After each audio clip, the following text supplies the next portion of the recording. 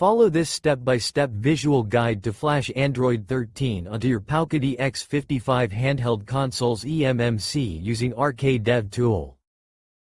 Download Android 13 eMMC zip, RKDevTool, DriverAssistant, and the loader zip. Install drivers with DriverAssistant. Place the RK356X bin file from the loader zip and the update.image file from the Android 13 zip in the RKDevTool folder.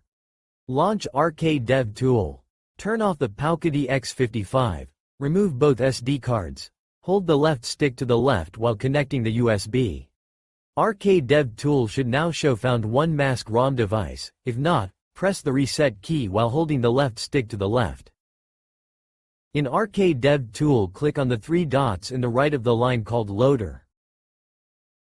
Select the initial loader file starting with RK356X to prepare the device for flashing. Make sure only the loader line is selected. Start the device communication by clicking the Run button.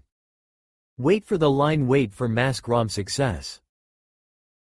Access the Advanced Function menu to reveal additional flashing options. Choose the To eMMC option to target the internal storage of the Powkiddy X55. Click the Switch Storage button to set the device to eMMC mode for flashing. It should show Switch Storage OK. If so, click OK to proceed safely.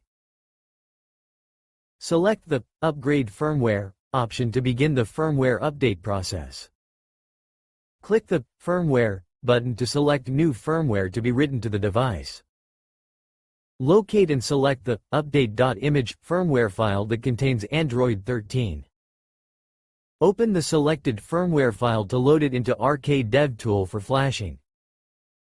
Finalize the process by clicking the Upgrade button to start flashing Android 13 onto the Powkiddy X55's eMMC.